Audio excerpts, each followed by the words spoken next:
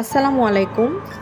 আজকে আমি আপনাদেরকে পড়ে শোনাবো জাপানের হারানো এক গ্রাম ইনোনাকির কথা। এই গ্রামটির কথা আমি সর্বপ্রথম শুনেছিলাম আমার এক জাপানি বন্ধুর কাছে। আমার সেই বন্ধু বলেছিল, তোমরা ভূতের গল্পে ভয় পাও, কিন্তু আমাদের দেশে এমন এক গ্রাম আছে যেখানে সরকারই যেতে চায় না। আমি তখন বুঝতেই পারিনি সে ঠিক মজা করছে নাকি সত্যি বলছে, কিন্তু পরের কথা শুনে আমি চুপ হয়ে যাই। সে বলেছিল জাপানের দক্ষিণ ফুকুওকার এক পাহাড় ঘেরা অঞ্চল ছিল একটা গ্রাম ইনোনাকি। অনেক আগে 1980-র দশকে সরকার ওখানে একটা বাঁধ বানায়।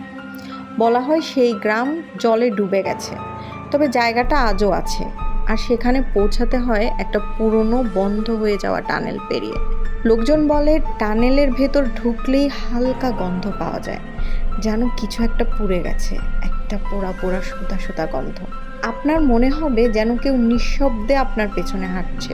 বেশ কয়েকজন টানেলে ঢুকে তাদের অভিজ্ঞতার কথা বলেছেন।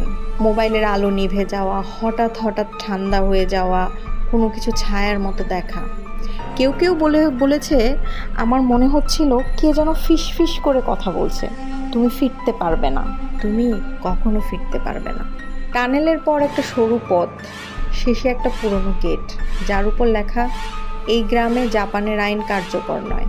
এখানেই শুরু হয় আসল ভয়। চারপাশে ভাঙা কাঠের ঘর, খুলে থাকা দরজা, একটা ঘরের ভেতর নাকি এখনও একটা 1978 সালের ক্যালেন্ডার টানানো আছে। আর দেয়ালে কেউ আঙুল দিয়ে লিখে রেখেছে, ফিরে যেও না, এখানে সময় আটকে আছে। একটা কাহিনী লোকমুখে খুব পরিচিত। একদল কিশোর কৌতূহলবশত ওই গ্রামে গিয়েছিল। তাদের মধ্যে কেউ আর কোনোদিনই ফিরে আসেনি। মানুষের মতে কিছু একটা এখানে আছে যে পাহারা দেয়, যেটা মানুষ নয়। আপনার কি মনে হয় ইনোনাকি গ্রাম কি সত্যিই ডুবে গেছে? আপনি যদি কখনো জাপানে যান আর কেউ আপনাকে বলে যে চলো ইনোনাকি টানেলটা ঘুরে আসি, আপনি কি যাবেন? আপনার এলাকাতেও কি এমন রহস্যময় বা গল্প কথার কোনো গল্প আছে? জানাতে পারেন আমাদেরকে। ধন্যবাদ।